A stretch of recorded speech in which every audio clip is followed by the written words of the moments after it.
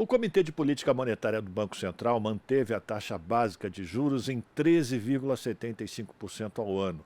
Com a decisão, o presidente do Banco Central, Roberto Campos Neto, conseguiu unificar críticas contra a atual política monetária do país. Do presidente Lula até a Fiesp, amplos setores criticaram a manutenção desses juros reais, que são os mais altos do mundo. Descontada a inflação, que tem a expectativa de nos próximos 12 meses chegar a 5,56%, os juros reais ficam em 6,94%, suficientes para manter o país no topo da lista, acima de países como México, Chile, Filipinas e Indonésia. Para tentar explicar por que o Brasil está nessa situação, a gente conversa agora com o João Sixu, professor, economista e membro da Universidade Federal do Rio de Janeiro. Professor, muito bem-vindo mais uma vez ao Jornal Brasil Atual. Tudo bem? Tudo bem. Bom dia a todos e todas. Bom dia. Professor, dá para explicar o inexplicável? Olha, é difícil, mas podemos tentar. O que acontece é que o Banco Central ele tem uma regra um tanto quanto estranha, e vou explicar por quê, para controlar a inflação. A ideia é, quando os preços sobem, a inflação sobe, o Banco Central eleva a taxa de juros. Só que é preciso dizer qual é a intenção do Banco Central nesse passo que dá. Quais são os resultados intermediários que uma elevação da taxa de juros provoca. Ora, uma elevação da taxa de juros faz custar mais elevar o preço do crédito, seja aquele crédito que vai ser o crédito para o investimento, seja o crédito que é ali para o dia a dia das empresas e dos cidadãos. Então, quando se eleva a taxa de juros, tem um efeito real, não é uma mágica, eleva a taxa de juros e os preços caem, não. Tem efeito sobre a vida das pessoas, ou seja, o emprego não cresce ou até se reduz e uma quantidade menor de produtos é vendida. Agora, será que nós não teríamos outros instrumentos para controlar a inflação? Será que a taxa de juros de fato é eficaz para controlar a inflação? Por exemplo, uma inflação que venha de alimentos. Vamos dizer que o feijão subiu muito de preço, o arroz subiu muito de preço, aliás, o que aconteceu nos últimos anos e meses. Eleva-se a taxa de juros. Será que alguém pode aceitar que nós vamos elevar a taxa de juros e isso vai reduzir os preços do feijão e do arroz? O que a taxa de juros tem relação com o arroz e com o feijão? Me parece que muito pouco. Então a gente tem que procurar, na verdade, instrumentos adequados para cada causa da inflação. Se a inflação vem do exterior, é o preço internacional do petróleo que está subindo, por que se eleva a taxa de juros no Brasil para combater a elevação de preços internacionais do petróleo? Uma coisa não tem muita ligação, ou seja, não tem ligação direta. Então é isso que nós podemos pensar e ter que refletir, que nós temos que ter outra política de controle da inflação, porque essa não controla. A inflação tem uma dinâmica própria. O Banco Central, na verdade, ele eleva a taxa de juros de acordo com interesses daqueles que detêm ativos financeiros. Os juros não tem nada a ver com combate à inflação, mas os juros interessam muito para quem tem ativos financeiros. Então é essa questão que nós temos que colocar na mesa. Nós temos que ter uma nova política de controle da inflação, que vá muito além do Banco Central e que envolva todos os ministérios e o governo. Agora, professor, o Roberto Campos Neto diz que ele mantém essa política de juros altos porque a principal obrigação dele é fazer o controle da inflação. O senhor já demonstrou aqui, já comentou conosco, que esse tipo de remédio ele está equivocado, vai matar o paciente e não vai curar a doença. Mas, de qualquer forma, a obrigação dele como presidente do Banco Central não é só cuidar da inflação, mas também de facilitar ou promover meios para que haja crescimento econômico, produtividade, facilidade para a criação de novos empregos, enfim, não fica restrito apenas ao controle da inflação como obrigação dele no cargo de presidente do Banco Central. Ele ainda não percebeu que o novo ministro da Fazenda chama Fernando Haddad e não mais o antigo? Eu penso que existe uma estrutura institucional que está um tanto quanto deformada. O que eu quero dizer com isso?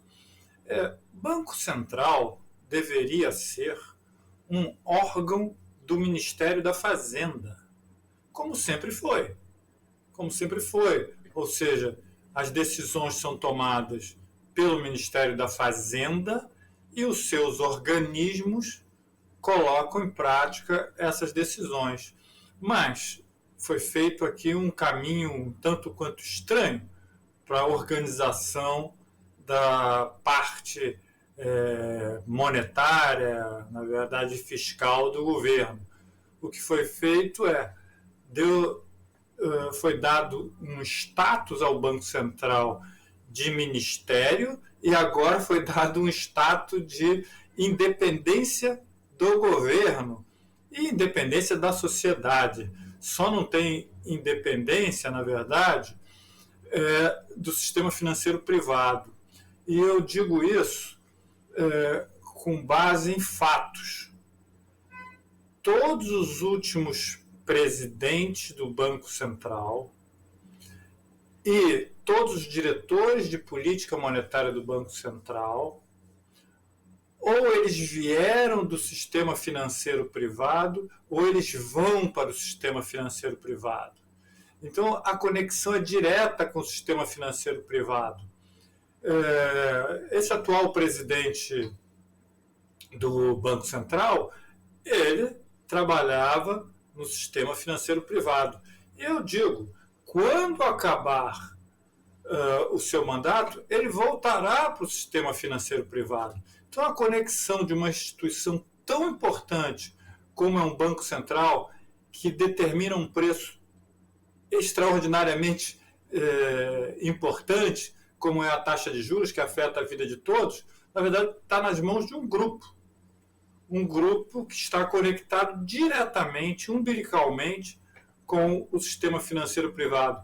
Pode olhar a lista dos últimos diretores de política monetária, que é o diretor referência para a determinação da taxa de juros, como todos estiveram empregados no sistema financeiro privado e como eles voltam para o sistema financeiro privado, assim como o presidente do Banco Central. Então, nós temos que pensar numa nova arquitetura que coloque o Banco Central onde ele sempre esteve, que é sendo um órgão subordinado ao Ministério da Fazenda. O Banco Central tem que cumprir as metas estabelecidas pelo Ministério da Fazenda e não estabelecer uma taxa de juros básica para a economia determinada em um órgão ligado ao sistema financeiro privado, que é o Banco Central. Então nós temos que repensar, na verdade, temos que ir além e repensar numa nova arquitetura. Temos que pensar em novos instrumentos, conforme eu falei anteriormente, para controlar a taxa de inflação. Sim. E temos que pensar também numa nova arquitetura institucional, que é nova, mas na verdade ela é antiga. Mas ela tem que ser renovada no Brasil e no mundo para colocar o Banco Central onde ele deve estar, subordinado às diretrizes da Fazenda, do Ministério da Fazenda. E nesse sentido, professores, existe inclusive uma proposta de que sejam abertas cadeiras nesse Conselho de Política Monetária, inclusive para trabalhadores, né? Para que haja a participação mais plural da sociedade nas decisões que são tomadas por esse pequeno grupo de elite. E aí eu queria também uma avaliação sua, professor, de quais são as possibilidades que possam ser colocadas pelo Banco Central, além da política de manutenção de juros nesses patamares, para fazer esse tipo de trabalho de conter a inflação. Que tipo de instrumentos são possíveis de ser colocados para a sociedade que evitem a explosão da inflação, a inflação descontrolada, mas que também não asfixiem economicamente o país? Olha, quem tem que fazer isso é o governo.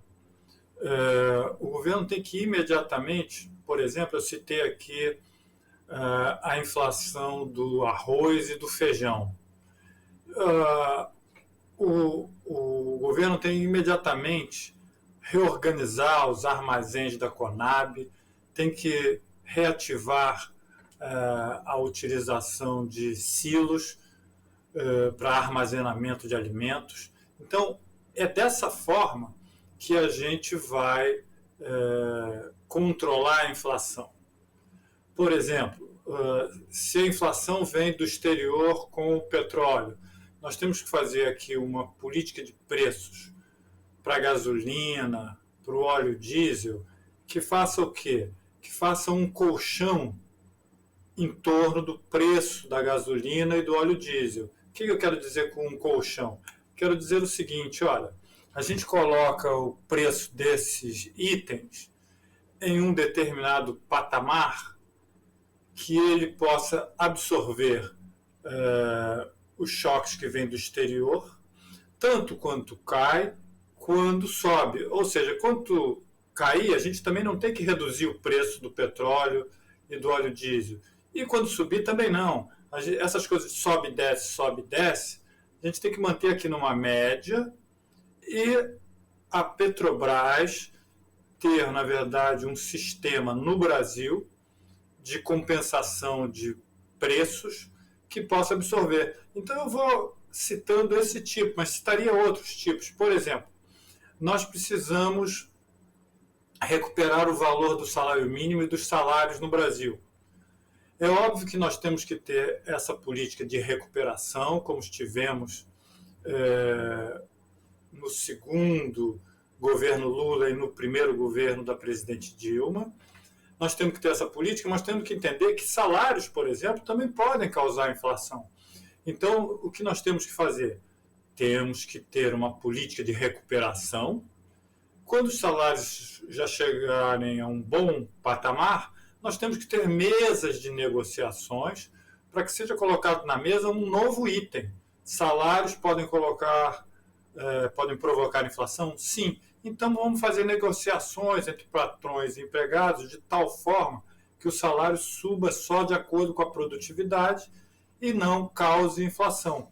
Não estou dizendo que, nesse momento, salários são capazes de causar inflação. Os salários estão muito comprimidos, mas quando os salários crescerem, se colocarem no patamar desejável, aí, a partir desse patamar, eu acho que é necessário uma outra forma de aumento dos salários para que os salários não sejam fonte de causa de inflação. Então, são esses tipos de inflação específicos que nós temos que selecionar e estabelecer instrumentos. E isso cabe ao governo fazer. Quanto mais o governo fizer isso, mais ele vai deixar esse Banco Central que diz cuidar da inflação, espero que sem função e, portanto, com uma taxa de juros bem menor do que a atual, porque a taxa de juros que é dita, repito, alta para controlar a inflação, na verdade ela é alta para remunerar o sistema financeiro privado nacional. A gente está conversando com o professor João Sixu, economista, professor da Universidade Federal do Rio de Janeiro. Para a gente terminar, professor, existe sempre essa perspectiva, né? As pessoas acham que o Roberto Campos Neto é intocável, afinal ele está lá na presidência do Banco Central independente.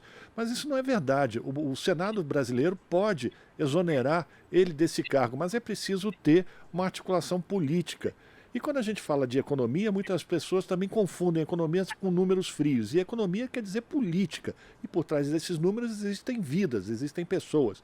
É importante que haja também uma pressão política no Senado para que esse tipo de política aplicada pelo Roberto Campos Neto seja eliminado. No caso, ele ser exonerado. Como é que o senhor avalia essa possibilidade?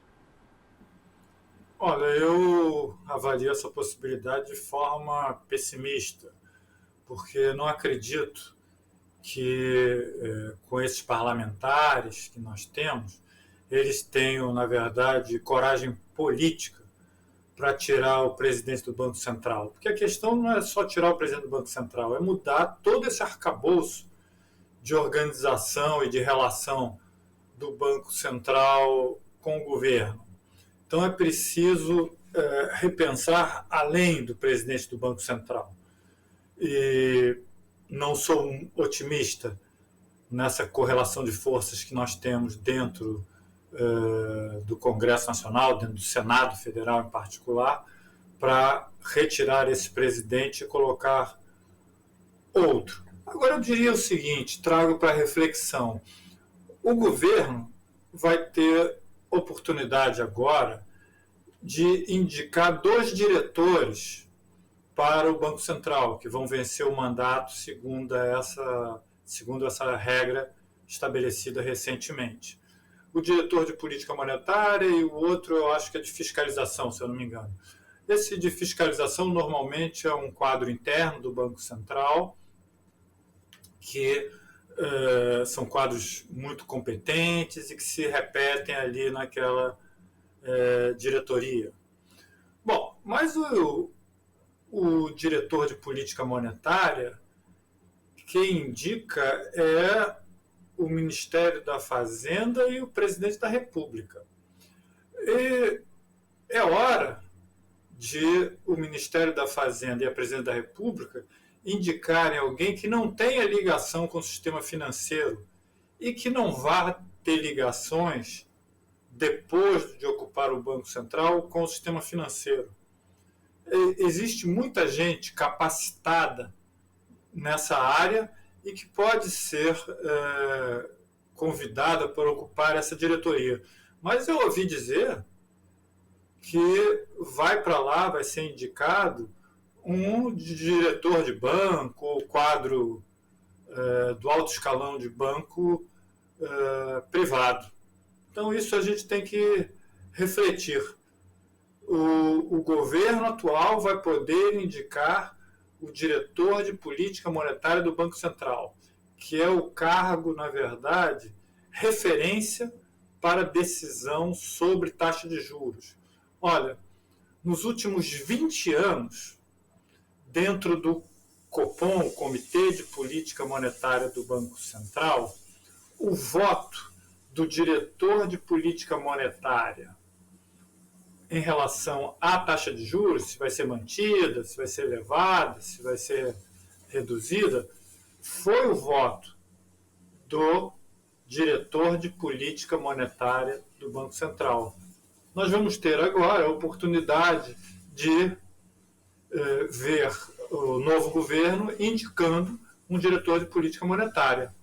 Espero que seja um diretor que honre as palavras do presidente Lula, que tem sugerido sempre a redução da taxa de juros. Que assim seja, professor. Vamos ver se o presidente e o ministro da Fazenda e a ministra do Planejamento conseguem ouvir a sua argumentação. Quero agradecer a sua participação, professor. Professor João Sixu, economista, professor da Universidade Federal do Rio de Janeiro, aqui no Jornal Brasil Atual. É sempre uma alegria tê-lo conosco. Bom dia, muito obrigado a todas e a todos. Um abraço. Conversamos com o João Sixu, aqui no Jornal Brasil Atual. Estamos apresentando Jornal Brasil Atual. As notícias que os outros não dão.